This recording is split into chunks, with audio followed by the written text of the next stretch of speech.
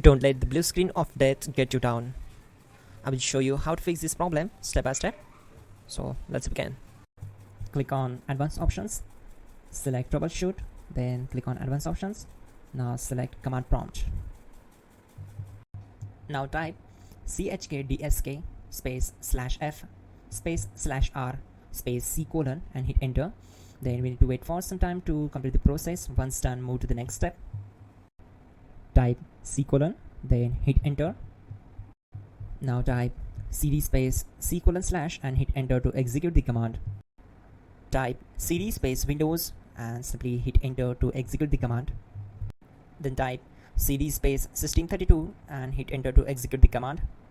Now execute this command. Type cd space config and simply hit enter. Now type md backup and simply hit enter. Now type copy ** backup and simply hit enter to execute the command. Now execute the command md space backup1 and simply hit enter. Once we are here, we need to execute this command. Type copy space ** space backup1 and then press enter from your keyboard to execute this command.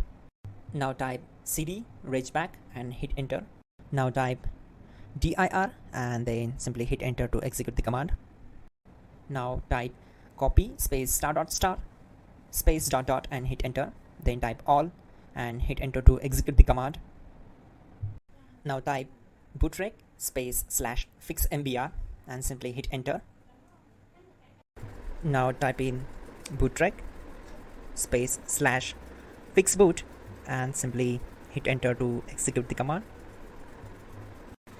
Type cd space c colon / and hit enter. Now execute this command. Type cd space Windows /system32 /config /regback, then simply hit enter to execute this command. Type bcd edit space /export space c colon /bcd backup and simply hit enter to execute this command.